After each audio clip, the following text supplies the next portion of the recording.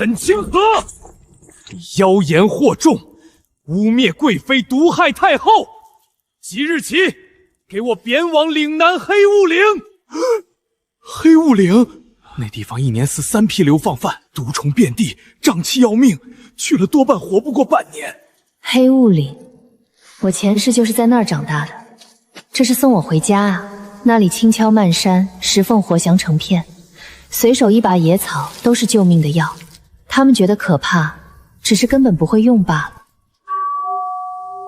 太后娘娘，这是臣妾让药寻了3年才寻来的阳寿香，取南海沉香、昆仑雪莲、百年灵芝入炉，点上一炷，可安神延寿。贵妃有心了。不对，前味是沉香，中间夹着甜腻，最后一丝冷得发苦。这不是安神香。娘娘，快诊脉！太后娘娘怎么了？是不是今日夜上人多，累着了？说话！回皇上，太后娘娘脉象急乱，像是气血上逆，臣等立刻开安神汤。安神汤，再吸半克，这条命就没了。你干什么？沈清河，沈女医，你这是做什么？这是本宫献给太后的延寿香。取清水，拿银针。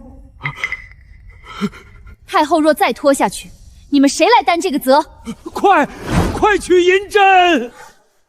太后醒了！这不是延寿香，是慢性毒香。沈女医，你说什么？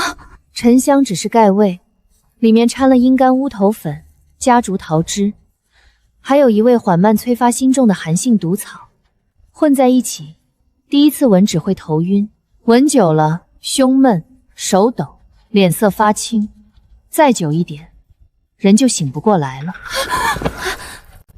皇上，臣妾冤枉，臣妾一片小心，怎么会毒害太后？皇上，此事只怕另有隐情。沈清河虽是女医官，却向来行事偏激。他父亲沈院判当年便因用药大胆，惹过不少祸事。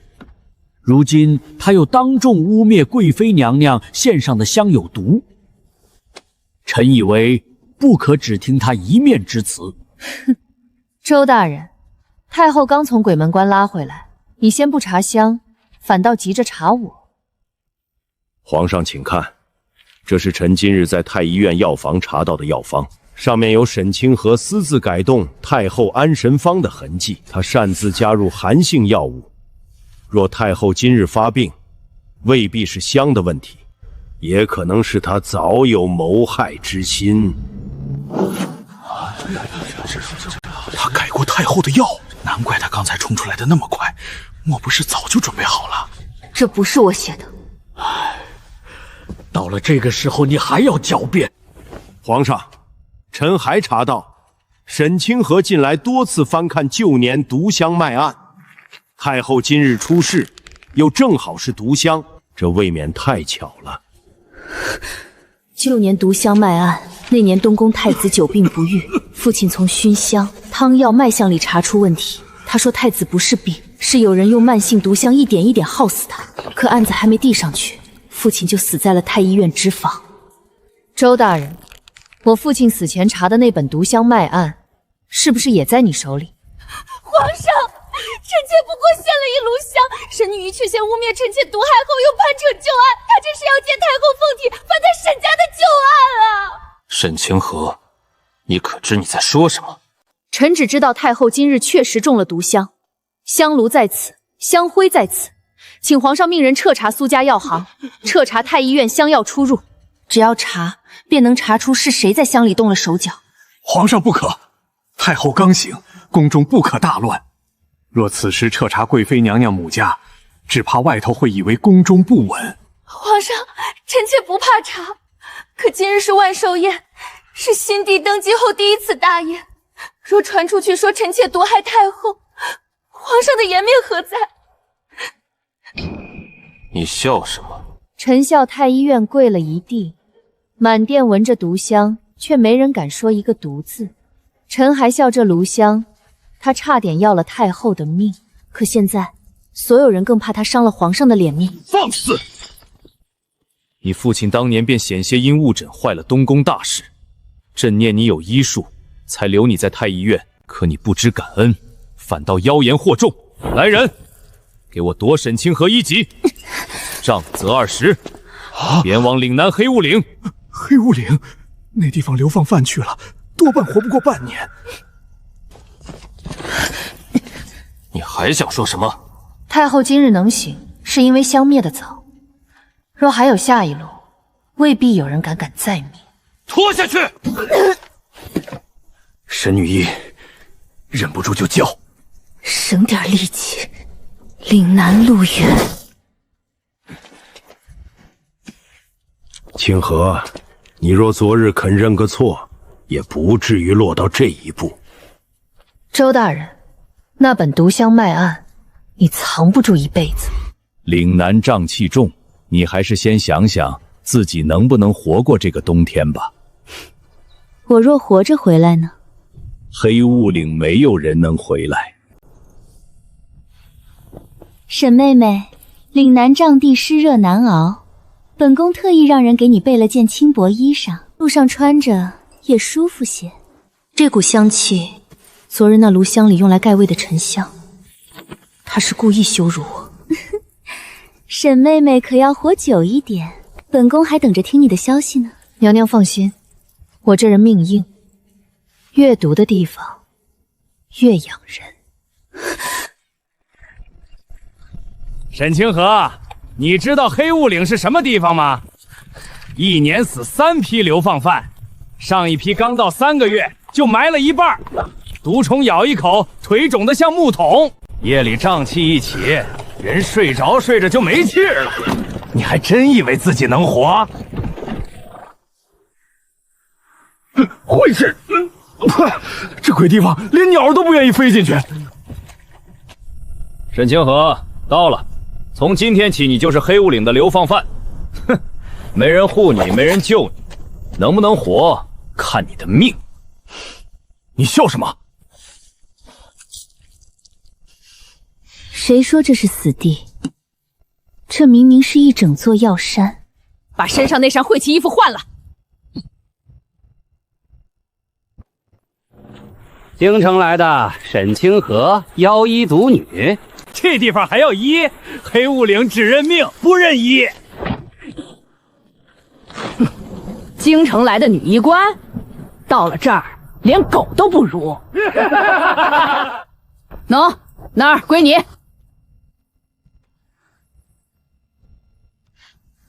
还挺能忍。小石头，醒醒！娘，我冷。管事，求你叫郎中。这地方哪儿来的郎中？熬得过去就活，熬不过去就埋。哭什么？少几个正好省口粮。这水从井里直接打来的。都这么喝？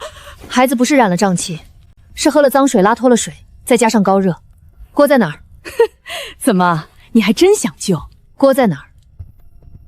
想让孩子活，就把柴搬来。你以为你是谁？这里的柴是按人头分的，凭什么给你烧水？因为今晚死的是孩子，明晚可能就是你。你们喝的是烂叶泡出来的井水，屋里睡的是梅草席，吃的是受潮发酸的粥。不烧水，不换水，不熏虫，今晚死3个，过几天死一屋。我那儿还有2根柴，这能烧吗？能。姑娘，你真能救。我试试，但你们得听我的。水也糟蹋。这水喝下去就是毒，倒了是救命。这是做什么？做一道简易的滤水层，灰吸脏东西，碳吸臭味，杀挡渣子，水过一遍就干净大半。姑娘，你去哪儿？采药。沈姑娘，这些真能救人。这个退热，这个化湿、止吐、散热，这个拿回去点着熏屋子，虫子闻了受不了，会自己往外跑。都是草啊！认得出来就是药，认不出来才是草。这味儿也太冲了，嫌冲就出去闻霉味儿。慢慢喂，别灌，它还能东西，喝进去就有机会。把这个沿着墙根慢慢熏一圈，虫子怕这个烟，一熏就往外跑。你想熏死我们？虫子比你先受不了。真有虫！这东西天天咬我的腿。沈姑娘，你在宫里真给贵人看病？看过。啊，那怎么会来这儿？说了真话。唉，真话在好地方都活不下去，在黑雾岭更活不下去。那就让黑雾岭先活下来。娘，昨晚那几个呢？咽气了没有？趁早抬出去。活了？怎么回事？是沈姑娘，是她烧水采药熏雾，是她救了我儿子。我家二丫也是她救的，昨晚都烧糊涂了，清早能认人了。不过是瞎猫碰上死耗子。岭南不会杀人，不懂才会死。沈姑娘，这水还要滤吗？滤完再烧。沈姑娘，你昨晚没吃东西。何掌柜的人，听说营里来了位京城女医，我们东家心善，知道她刚来岭南，怕她不懂规矩，这是上好的退热散，赏她的。何家的药可不是谁都能拿到。沈清河，你还不谢？青草是旧的，黄连是霉的，还掺了东西压苦味。这药给高热的孩子喝，不是治病，是要命。沈姑娘，我们东家说了，在黑雾岭治病救人不是不能，可药这门生意得按岭南的规矩来，该收的钱要收，该低头的人要低头，别为了几个流放犯坏了大家的饭碗。你做什么？这什么味儿？呛死人了！好药烧了是药香，你们闻闻这是什么味儿？这就是他们拿来给孩子治病的上好退热散。你敢烧何家的药？回去告诉你家主子，拿发霉药渣糊弄病人，迟早出事。沈清河，你一个流放犯，敢跟何家作对？我不跟何家作对，我跟害人的药作对。沈姑娘，何家在岭南？管事大人，昨晚那3个孩子若喝了这包药，现在已经埋在后山了。行，沈清河，你有种！黑雾岭路远山深，以后缺药的时候别来求何家。沈姑娘，你睡这儿，还你。你咬过了。你别以为救了几个人就能在这营里当菩萨。我不当菩萨，谁该吃药我给治，剩下的我管不着。那该死的人呢？看他自己。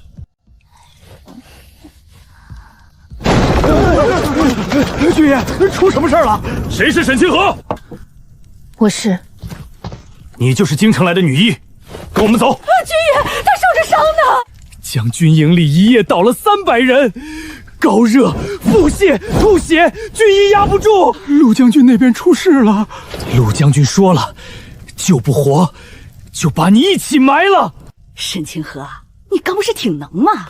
这回可是军营。沈姑娘，水照昨晚的法子烧，孩子再热就喂半碗药汤。我记住了。走不走？带路。别碰！昨晚碰过他的人，今早也倒了。怎么不走？将军在前帐等你。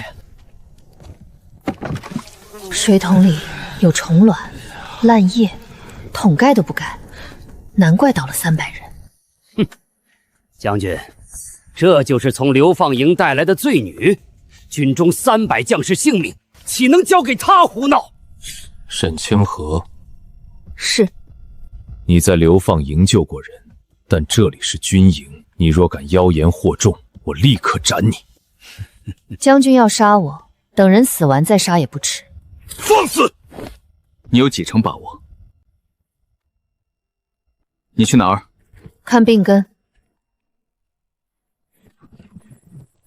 你干什么？看清楚，这是你们喝的水。军中取的是后山泉水。泉水干不干净，不看名字，看桶里有什么。高热、腹泻、呕吐、皮肤溃烂，不是山神降账，是你们喝的水脏，吃的粮没，住的瘴尸。荒唐！黑雾岭本就瘴气重，自古军中遇瘴都是驱邪压瘴。你一个罪女，懂什么？我懂人喝了脏水会病，吃了没粮会泻，伤口泡在湿气里会烂，也懂你们口口声声说山神，实际连水桶盖都懒得盖。查粮仓。将军，粮仓一直由军中老人看管，不会有错。开仓。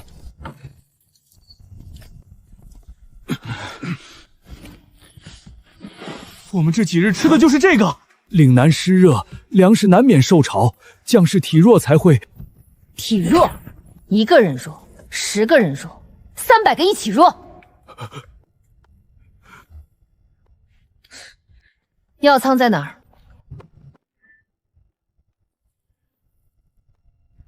你行医30年，连药发霉都闻不出来。这批药谁送来的？何家药行，军中常年从何家采药。外伤药里掺石粉，退伤药里混霉草，止泻药里加过期药渣。你救的是人，还是何家的账本？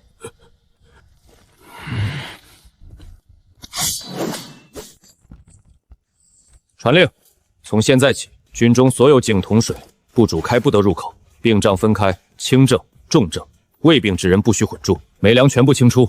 病账熏艾，药材由沈清河重新验过。将军，她是罪女。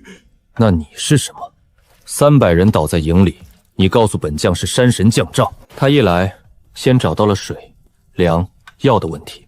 你若不服，就一个给本将看。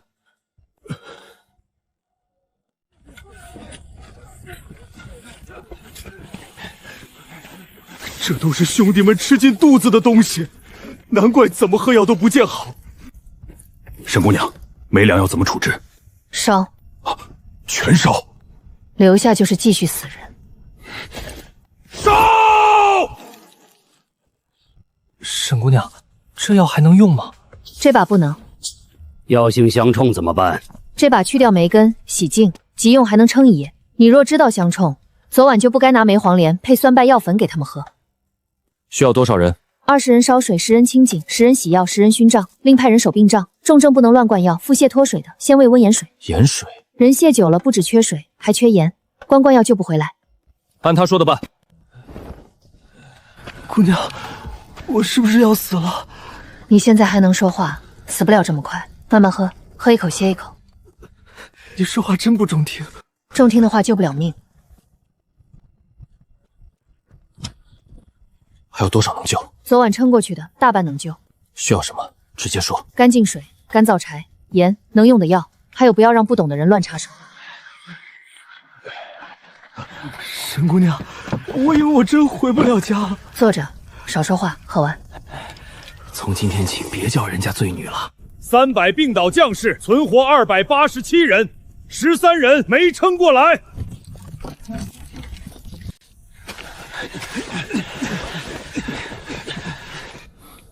沈姑娘，之前是我失礼，道歉先放一边。你军中药仓烂成这样，迟早还得死人。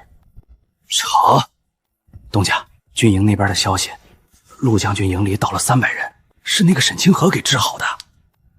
治好了，活了287个，陆将军还亲自给他抱拳道谢。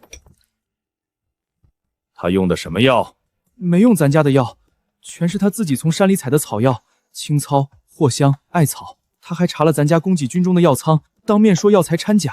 陆将军亲手砍了咱家挂在药仓门口的木牌。何家在岭南做了3代药材生意，军营的药、官府的药、百姓的药，全从我这里过。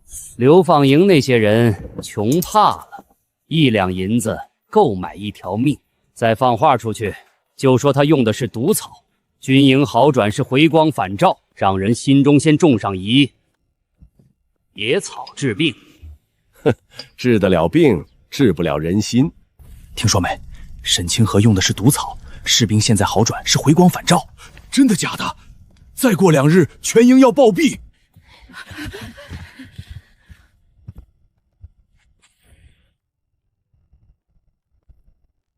我的药包，不只是药包，晾着的药也被人动过了。沈姑娘，昨晚还在的，我亲眼看见的。你看我做什么？东西丢了就赖我！手伸出来。凭什么？拿出来。我没。狗儿，你怎么了？娘，疼。沈姑娘，我错了，是何家的人给我银子让我偷你的药包，他们说你用的是毒草，说只要我把药包交出去就给我1两银子。我儿子不知道，误吃了他们留下的药，求你救救他。赵三娘，你真不是东西！沈姑娘救了营里这么多人，你还偷她药？烧水，哭治不了病，抱住她，别让她乱动。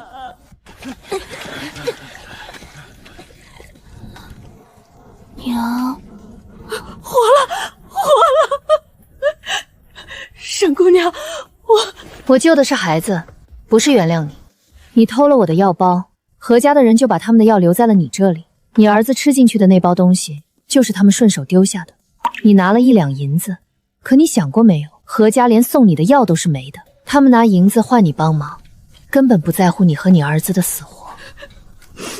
我知道了，以后不会了。沈姑娘，你看，这是何家这3年卖给军营的药材清单，账面上写的全是上等货、上等青荞、上等黄连、上等外伤粉，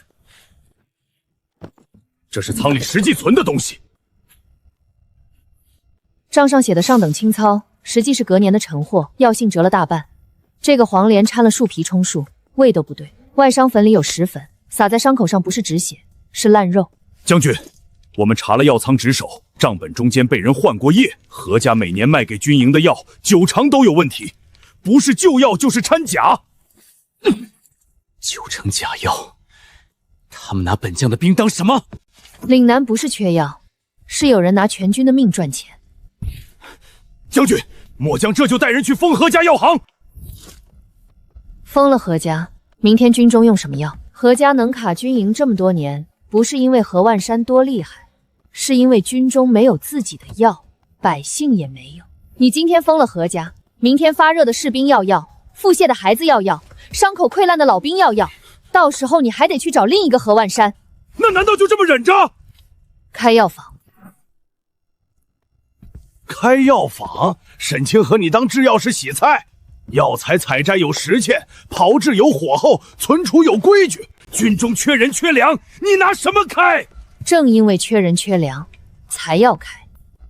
岭南有药山，流放营有人，军中有病册，百姓有需求，差的是把这些串起来的人。流放营那些罪人也能做药？需要什么？一个能遮风的棚子，20个听话的人，还有时间。给你。青糙还剩3把，藿香2把，黄连见底了。沈姑娘，各家的药全清了，能用的就剩这些。照军中现在的消耗，最多撑5天。5天，药房还没建好，新药也没出来，等不了了。那怎么办？把剩下的药按轻重缓急分3档，最急的留给重症，轻症先用山上的仙草顶。仙草没经过炮制，能行吗？鲜青草退热比干的还快，只是不好存。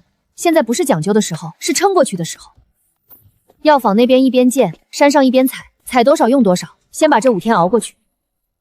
你要挑人去药房，我们这些罪人也能做药？药做错了要死人啊！咱们这些手洗衣服都洗不干净。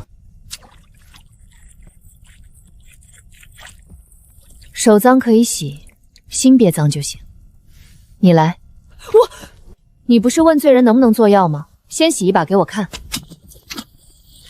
一点，再洗，根缝里还有泥。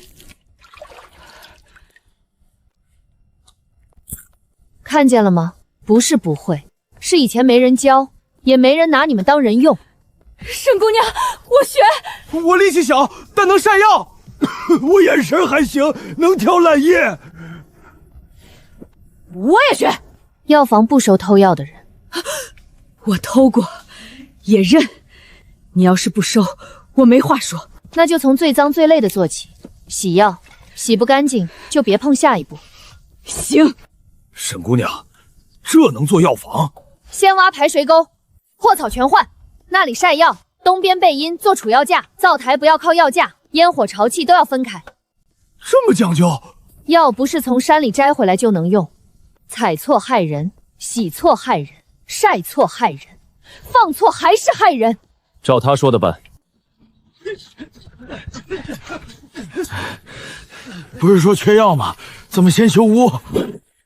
药坊要是还这么湿，今天采药，明天发霉，做多少坏多少。何家就是这么糊弄人的。这回干净吗？根须没断，你也洗净了，可以。药房第一批做出来的不是贵药，是军中眼下最缺的5样。防胀香囊，里面是艾草、藿香、佩兰、薄荷，挂在病帐和营房里，压湿气驱虫，少染病气。净水药包，急行军遇到水不干净，先过滤再煮。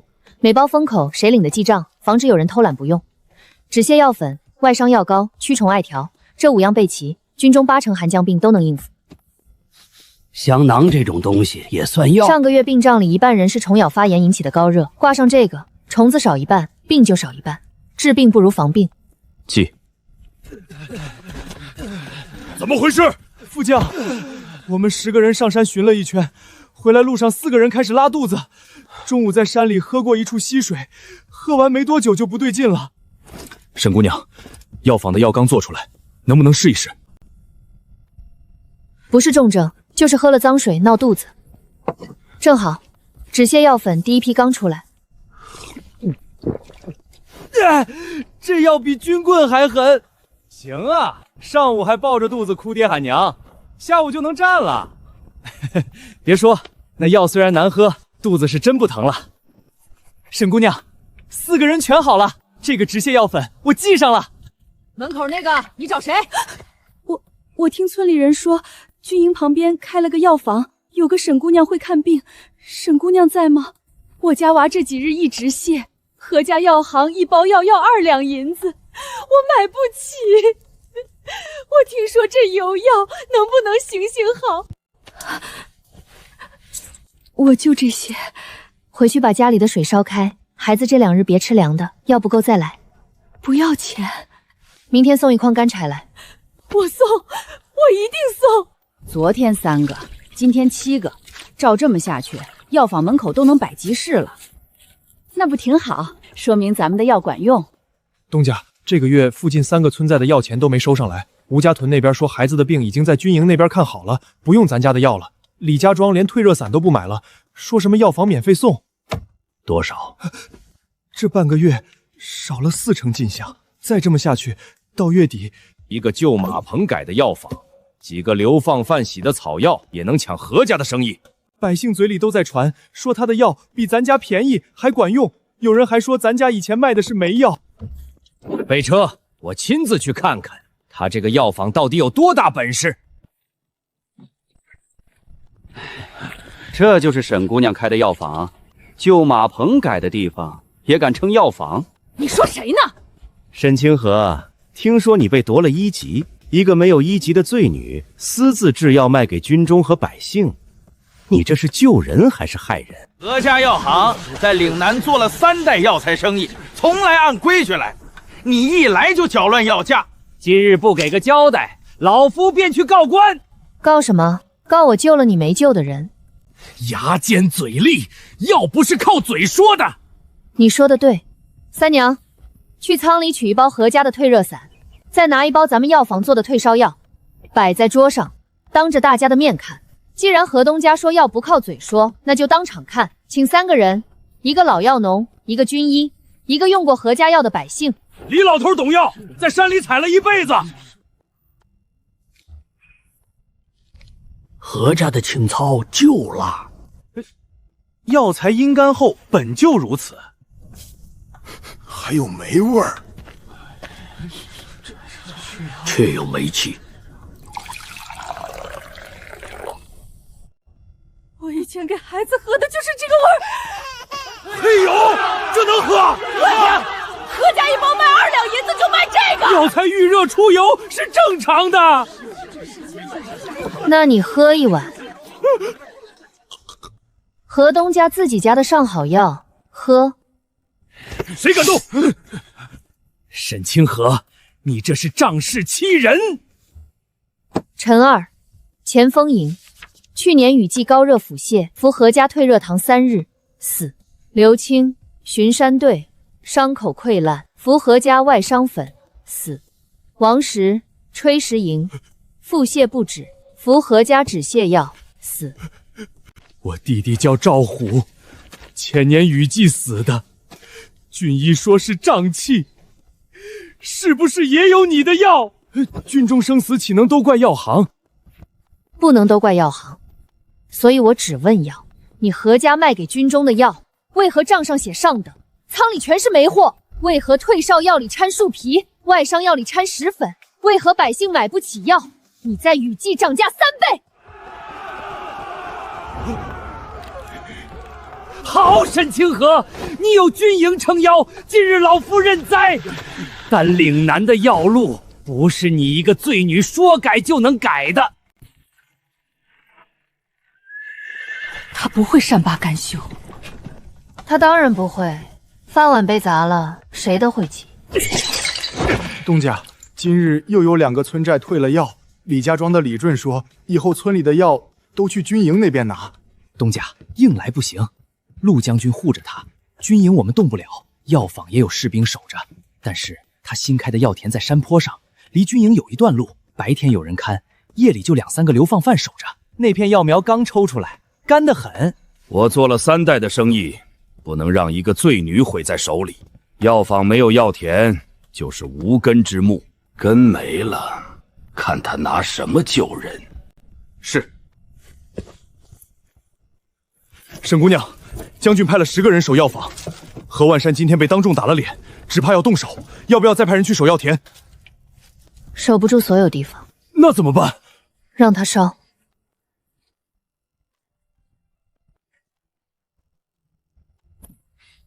你是不是早知道他会烧？何万山不敢烧药房，军营守着；何万山不敢烧药房，百姓看着，他只能去烧看起来最像命脉的地方。那可是我们种了半个月的，舍不得。谁舍不得了？药田着了，快看，山上着火了！沈姑娘，药苗全在上面。别去，风往东走，人过去会被烟呛住。沟已经挖了，火烧不到药房。有人往林子跑了，带人追！副将没追上，林子太密，天又黑，人钻进去就找不着了。是何家的人，跑不了。何万山这个这下怎么办？苗都没了。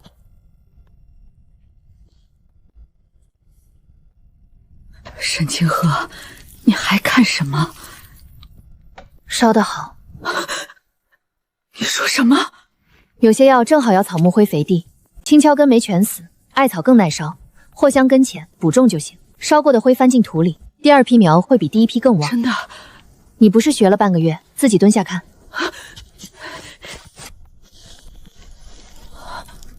活的，真活着，还有根儿没烧死。翻土。翻！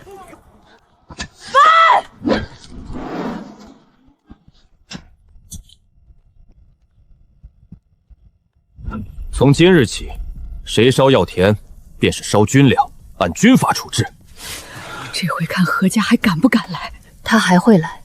药田只是开始，何懒山丢的不是一片田，是岭南药家的刀把子。刀掉了，他一定会捡。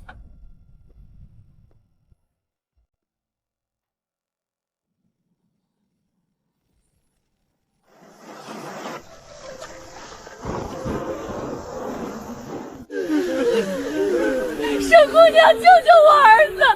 他从昨晚开始发热，拉了1夜。怎么这么多人？沈姑娘，不好了，北边2个寨子都发病了，南边水沟河也漫了，有人说是大疫。大疫？谁家里还有干净水？谁喝过山洪退下来的积水？谁家里有老人孩子已经发热腹泻的？沈清河，药仓够不够？跟我来看。要是全放出去，3天就空。那就按命发。什么意思？谁最危险，谁先领，不是谁嗓门大，谁先拿。师姑娘，先给我娘快不行了。我家孩子才3岁。我是军营的家属，我先领。药仓开，但不是谁嗓门大，谁先拿。师姑娘，我家也等着救命。你家有老人孩子吗？我媳妇儿病了。能走吗？能。那排第2等，记。老人孩子先领，军属先领，重症先领，每户按人数登记。领药的人必须说清病症，不会烧筛的先去旁边学。药拿回去倒卖的，永不供药。不是你家，你刚领过，别急，挤坏了要帮你赔命啊！你以前不也是流放犯？我以前蠢，现在不蠢了。止泻药半包，清水包2包，回去水煮开，孩子先喂温盐水，再费药。我记住了。听清楚没？不是拿回去1碗灌下去，错了，药也救不了人。听清楚了。下一个。沈姑娘，我刚清了一遍药仓，3天下来，退烧药发出去4成，止泻药发了3成，净水包只剩半价了，整个药仓少了1/3。这么快？不过有个好消息，最早领药的几户已经开始退热了。北边寨子今早还送来了1筐干柴，南边村民送了新编的竹筛，军属们也主动来药房帮忙烧水熬药。药仓在减，但人心没散，继续按规矩发，不能乱。公家，大意的消息传开了，附近10几个村寨都有人病倒，好几个原来去药房领药的百姓，昨天又跑到咱们门口了。药房排队太长，轮不上。沈清河那个药房撑了几天？3天，听说药仓已经去了1/3。他的药仓再大，也经不住大意烧。把药行的门关一半，挂新价，退热粉10两白子1包。10两，原来才3000。大意来了，药材难得，他沈清河发得了3天的药，发不了30天。等他药仓空了，百姓还得回来求阖家，到那时候10两都是便宜的。10两，1包普通退药粉10两银子，你怎么不去抢？大意来了，药材难得，买不起就别买，命贵还是钱贵，自己想。我爹快不行了，我先赊着，行不行？赊。何家不是善堂。沈姑娘，赵姐，外面传开了，何家药行趁着大衣涨价，1包退药粉卖10两银子，还有人跪下求赊，被何家伙一脚踢出来了。他何万山卖的是药还是人血？他卖的是怕。什么意思？人越怕死，他越能涨价，所以药房不能防乱。我们一乱，他的价还能再飞。东家，涨价的消息传出去了，骂声一片，可也有人悄悄来买了，买不到药房的只能来咱们这儿。药房的药仓撑不了几天，再等等，买的人会更多。不过不能光等他药仓空，趁今晚雨大，派人从后山小路摸过去。药房白天人多，夜里都在前面发药，后面的药仓只有几个人手，能搬多少搬多少，搬不走的毁了也行。药房旁边有军营的人，陆玄策的兵都在前门维持秩序，后山小路他不一定知道。去，多带几个人，记住带空袋子，装满了好搬。快撬后锁，前面都在发药，没人看这边。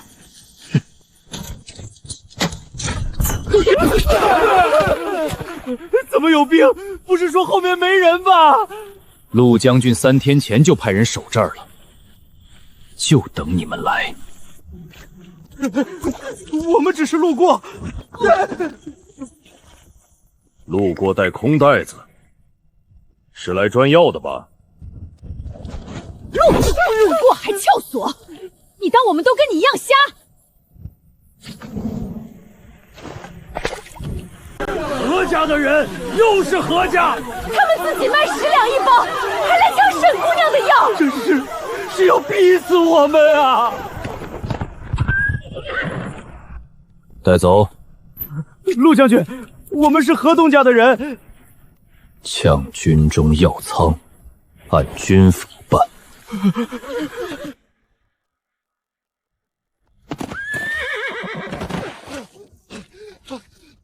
将军，京城急报！将军，什么事？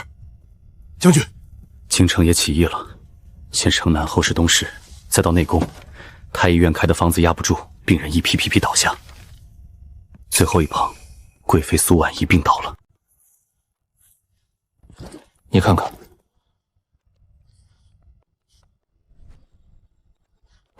谁病了？一个很怕死的人。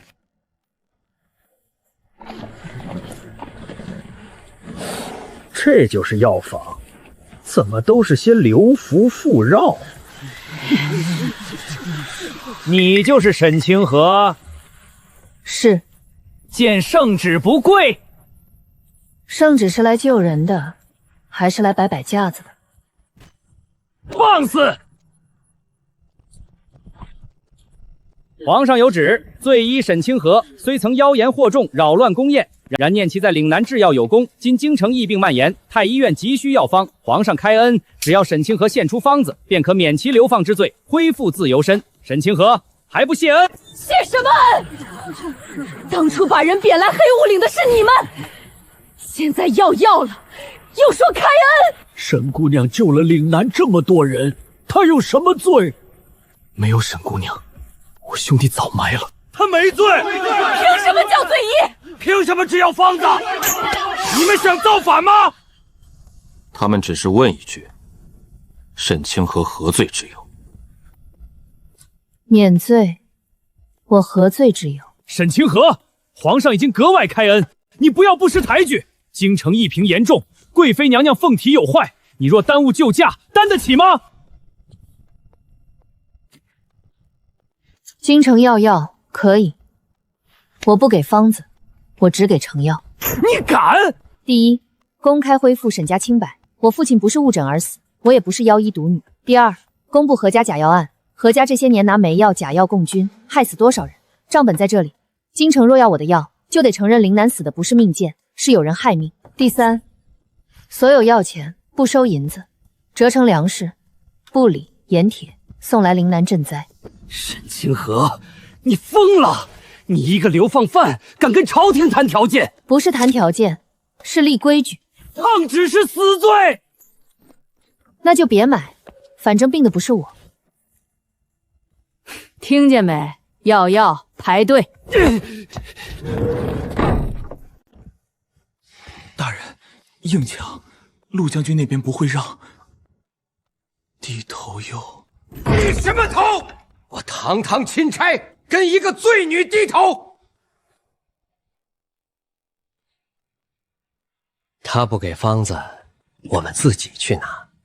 你身边那个年轻的识字手也巧，让他去药房装成路上染病被丢下的随从，混进去把药方抄出来。大人，万一被发现，京城等着药，贵妃等着命，被发现是他的事儿，抄到方子是我的功。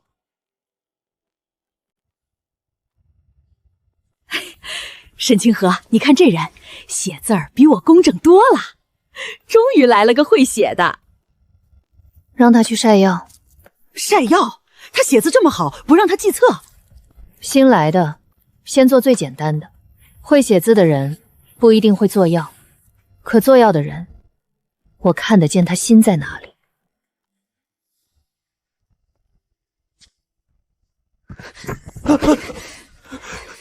沈清河，这小子偷方子！我没有。没有，你趴在药架后面抄什么？只写了药名，没有采摘时辰，没有炮制火候，没有用量。周怀仁派你来的，回去告诉他，偷半张纸，只能偷到药名，偷不到人命。大人，人被沈清河当场抓了，药纸只抄了一半。废物！连张方子都抄不全，把抄到的那些药名送回京城，先交周怀明，总比空手强。就说药方已到，让他照着配。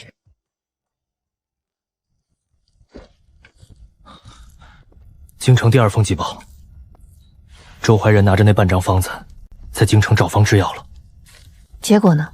药名一样，顺序乱了，炮制错了，用量也错了，轻症重症混着喂，病人不但没好，反而加重了。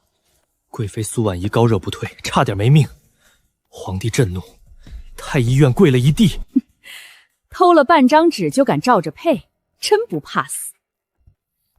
他们以为药就是一张纸上的几个名字，不知道什么药要先用，什么药要炒过，不知道高热先退热还是先补水，不知道孩子和大人的量不一样，偷了名字，偷不走规矩。京城那边扛不住了，第2道圣旨很快会到，让他来。皇上有旨，岭南沈清河就义有功，特封岭南药使，命其即刻入京救驾，不得延误。哟，这回不免罪了，直接封官了。沈药使，京城疫病危急，还请即刻启程。岭南药使，4字写的冠冕堂皇，好像一句封赏就能把之前所有羞辱盖过去。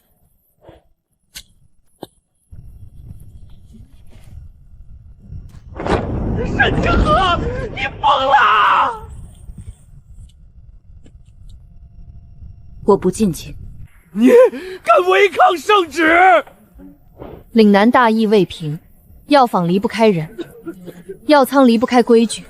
我若走了，这里先乱。可京城怎么办？要活命，让他们自己来岭南排队。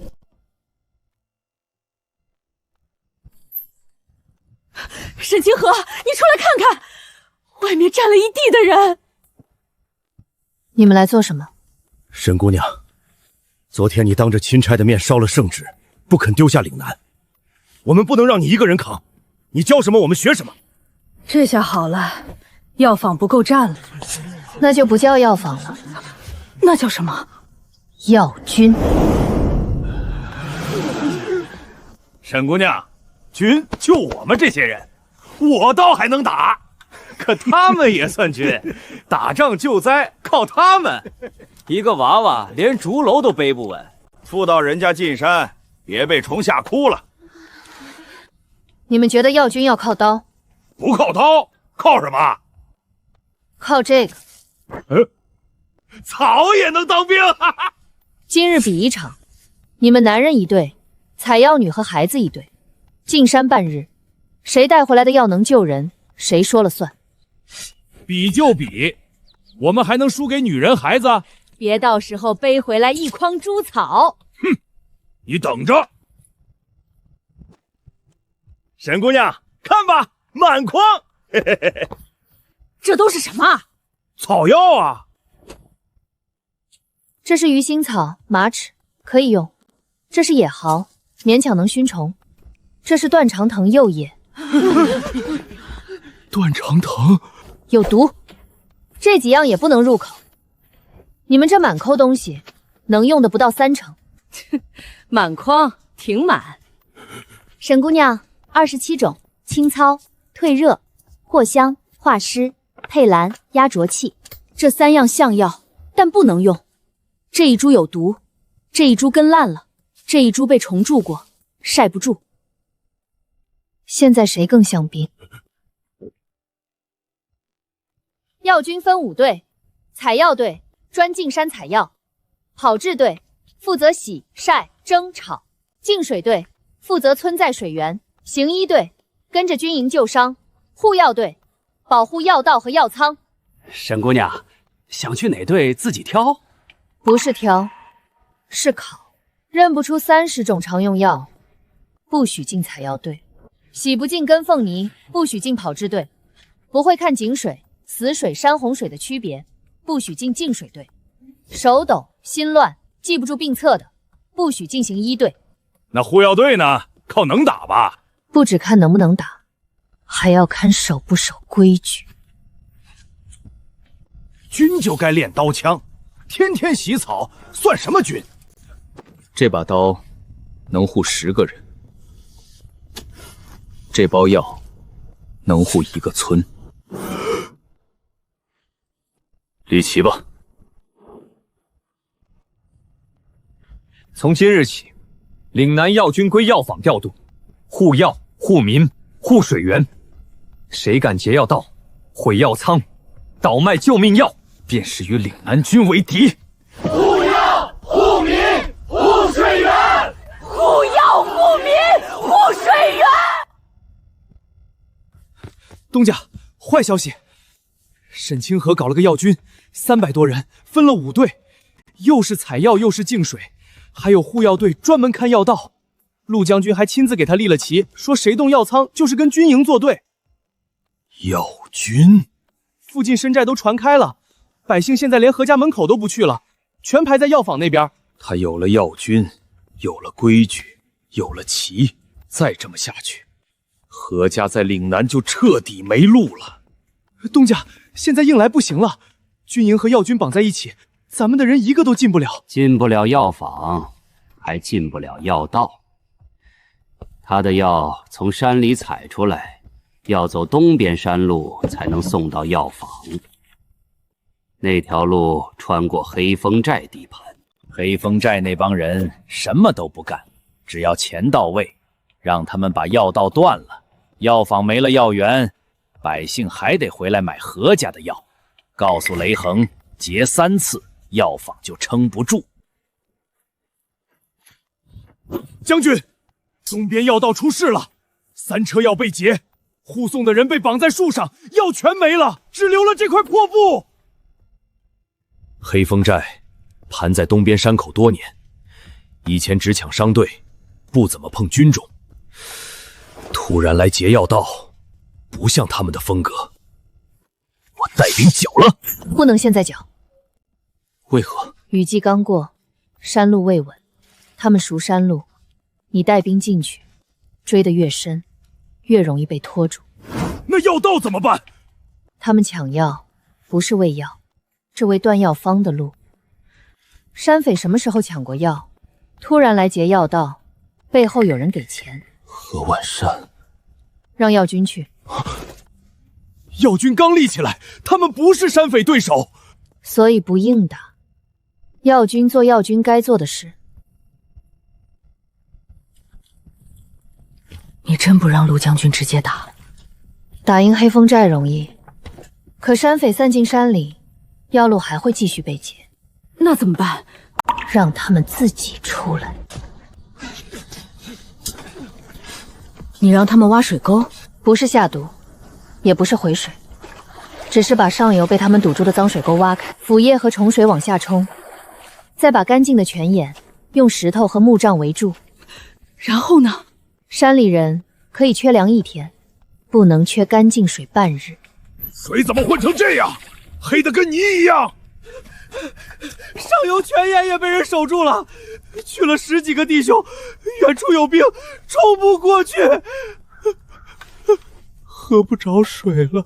把艾草、蛇床子、薄荷混在一起，点上。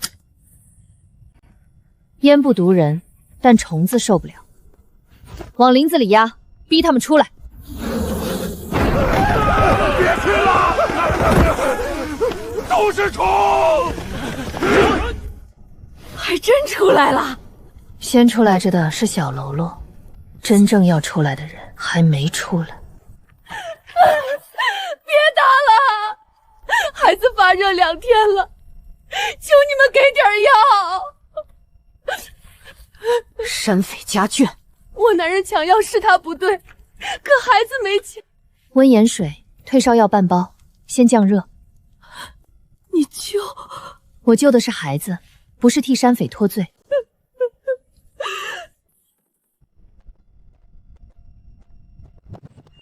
沈姑娘，药是我接的，人也是我绑的，你要送官，我认。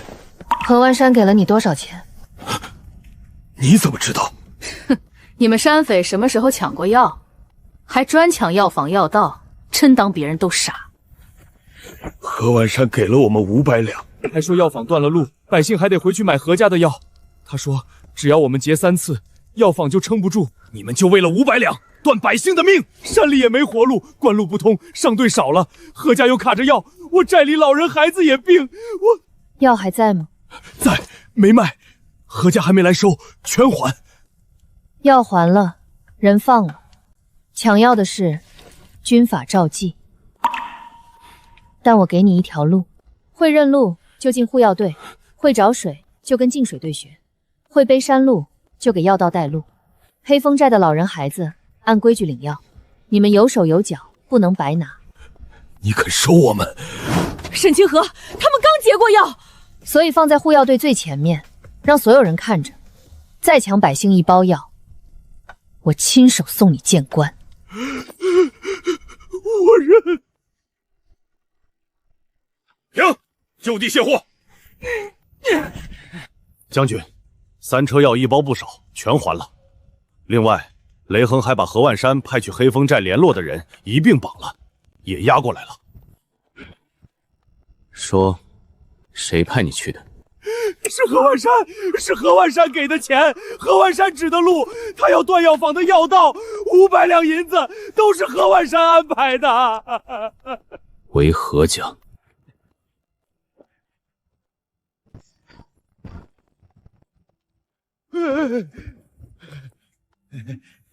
陆将军，老夫可是良民，你不能随便抄家。良民，这是什么？写给黑风寨的信，你自己看看。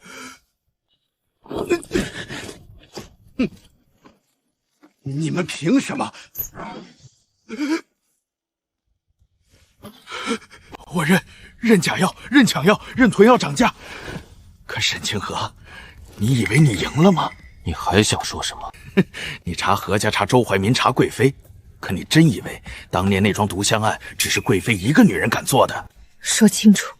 你父亲沈院判当年查的不是普通毒香，是太子死因。太子不是病死的，是被人用毒香一点点耗死的。谁做的？贵妃有胆子，周怀恩有手，可没有皇帝点头，谁敢动东宫太子？周怀恩背后是皇帝，你父亲查到一半就被灭了口，你在宫宴上提毒香卖案，他们当然要贬你。何家给苏家药行供过毒香原料，周怀仁替宫中改过卖案。沈院判死前曾让人暗查太子熏香，后来那人也失踪了。原来父亲不是死在一个误诊上，也不是死在贵妃一个人手里，他查到的是皇权最不敢见光的地方。报！黑乌岭山口发现大批兵马，打的是京城禁军旗号，少说3000人，领兵的穿金甲，骑白马，旗上写的是苏字。苏？哪个苏？苏怀远，贵妃苏婉仪的亲兄长，京城禁军统领。他来岭南，不是请人，是抓人。陆将军呢？将军昨日带兵去东边山口，接应从灾区转过来的病民，最快也要到晚才回来。偏偏这时候来，这个苏宏远分明是挑陆将军不在的时候动手。他挑不挑，我都在。去药房。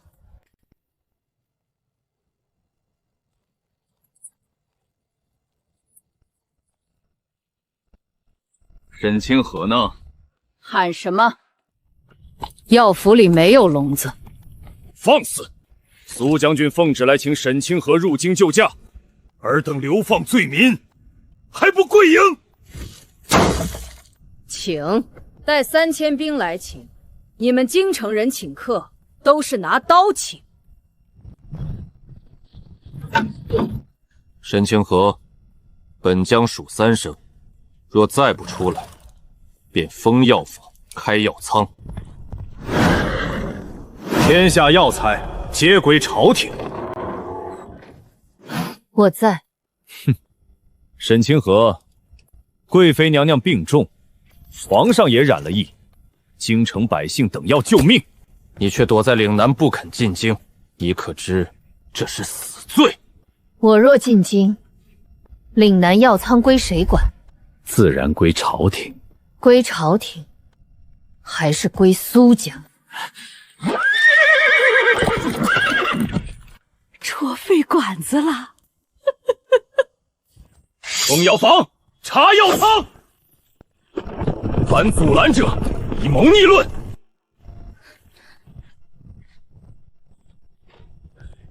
哈哈哈哈！一群流放犯、山野妇孺，也敢挡朝廷兵马？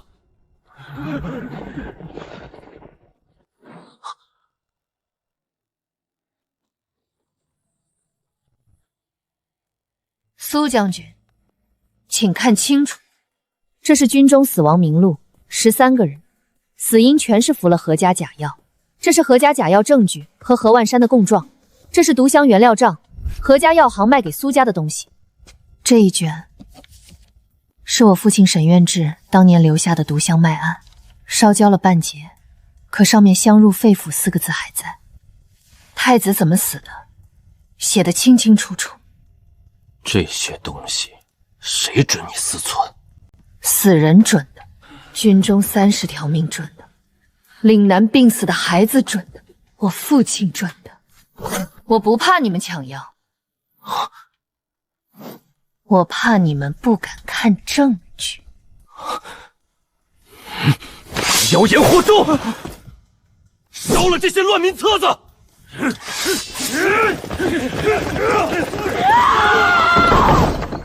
谁敢？滚！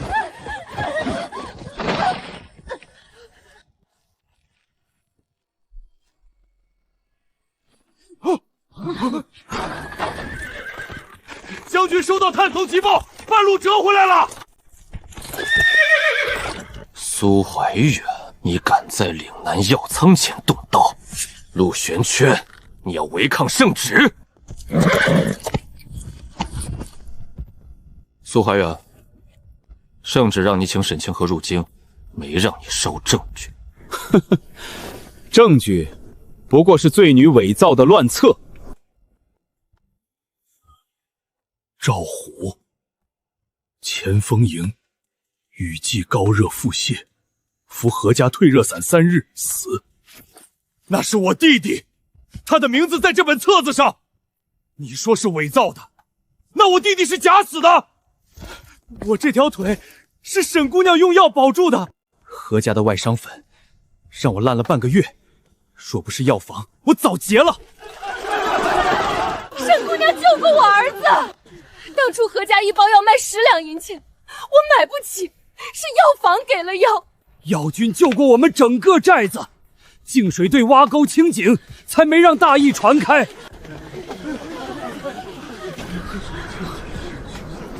我弟弟的命就是岭南药坊救的。闭嘴！他在京城南巷染疫，太医院药压不住，后来吃了岭南送去的成药，才退热。将军，我们不能烧药仓。谁再动摇，军法处置。你可以处置你的兵，但你若敢烧药仓，先过我这一关。苏将军，你现在有2条路。你也敢跟我谈条件？第一，烧药仓，从此京城断药，岭南断药，你苏家背下所有病死人的命。第二，护药车入京，让京城百姓自己看，谁在救命，谁在害命。沈清河，你别得意，京城不是岭南。我知道，所以我带证据去。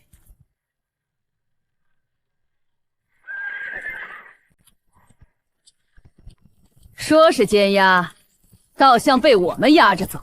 越往北病人越多，沿途好几个村寨都在求药。遇到病人就停，能治先治，药军到哪儿，规矩到哪儿。救救我爹！我家孩子伤了3天了，太医院的药喝了没用啊！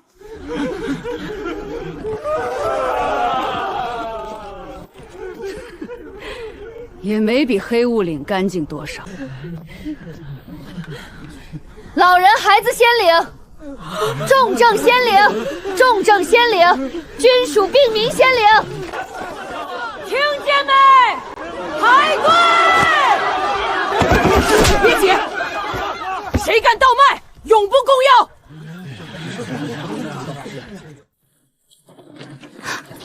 赵姐，你看，那边穿官袍的是不是太医院的人？远远看着，一个都不敢上前。那可不是嘛！当初把沈姑娘赶出去的时候，站在台阶上看；现在沈姑娘回来了，还是站着看，就是不敢走过来。周大人，不好了！岭南的沈清河带着药军进京了，还带了1箱子证据，何家的账本、毒香卖案，您改过的旧方子的底本全在里头。皇上已经下旨要当面对质了。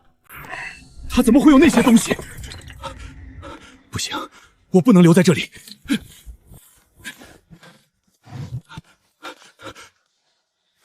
这张不能留，带走毁了。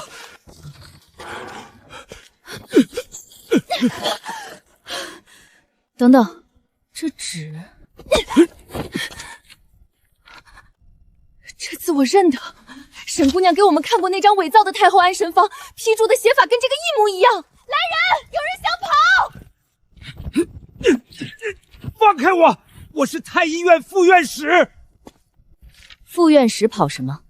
袖子里藏的又是什么？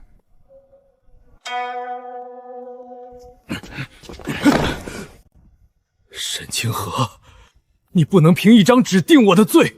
那再加上何家的毒香原料账、太子病案、太后宫宴香灰，还有你亲手改过的旧药方，刚从你袖子里搜出来的。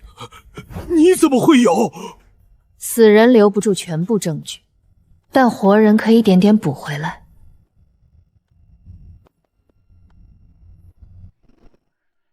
沈药师，贵妃娘娘3天没退热了，太医院来了5拨人，药换了3轮，全压不住。娘娘现在烧得说胡话，时而清醒，时而昏迷。清河妹妹，你来了，看在我们同为女子的份上，救我一次。药可以救人，但不能替人洗罪。你什么意思？喝下去，你能活着受审。沈清河，当年的事不是我一个人做的，是皇上，是众坏人。苏家只是替皇上办事，所以你更该活着说清楚。沈姑娘，热在退了，半日后应该能醒过来。醒了就押去受审。听说了吗？沈药使进宫了，他带的证据能翻太子旧案。当年沈院判就是因为查太子的死才被害的。太医院压不住的疫，是他的药压住的。皇上要是还不查清楚，那天底下就没人信朝廷了。走，去宫门口，得给沈药师撑腰。沈清河，你看见了，京城的百姓也会替你说话了。沈清河，你不过一介罪女。皇上说错了，我是你亲口贬去岭南的罪女，也是你亲封的岭南药使。你带岭南兵马入京，是想逼宫？陆将军在殿外没有进来，药军也没有进殿，进来的只有我，还有1箱证据。开箱，把人带上来。此人是先太子寝殿旧宫女，沈院判生前曾救过她一命。太子出事后，她被逐出宫，在民间躲了10余年。沈姑娘进京后找到了她。先太子病中，寝殿日日焚香。沈院判曾对我说，那香有问题，不能再烧了。后来沈院判死了，那香也全换了，换的人是周怀仁。皇上救我！朕不知你在胡说什么。我父亲查太子死因，你杀他；我查毒香案，你流放我。沈清河，如今你病了，才想起我会救命。皇上，你不是缺药，你是缺德。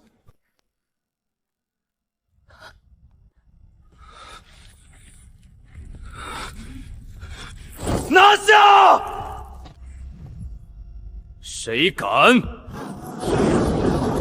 重审旧案，沈院判冤枉，沈姑娘救了京城，请皇上重审太子毒案，请皇上重审太子旧案。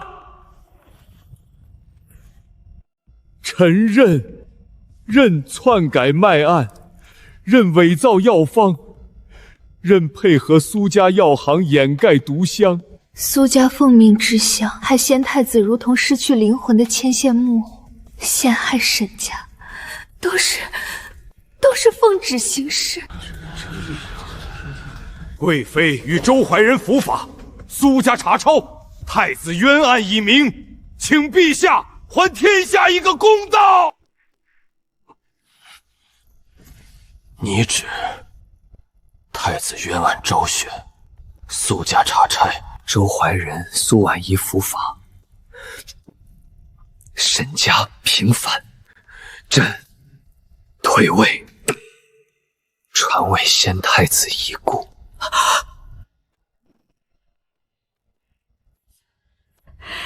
你爹的名字总算写。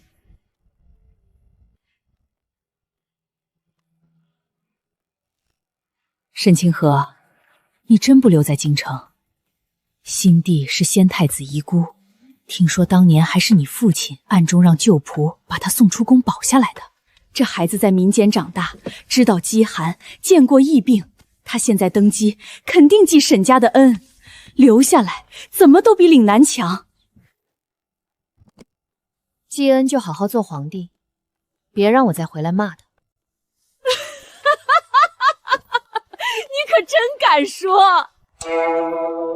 新帝有旨，准岭南设药学堂、设药仓、设药军营，天下灾疫之地，可调岭南药救援。臣领旨。沈药师，这是太医院重新补录的医籍，请过目。沈药师，我的医籍不在太医院，在岭南。让让，岭南药军回家了。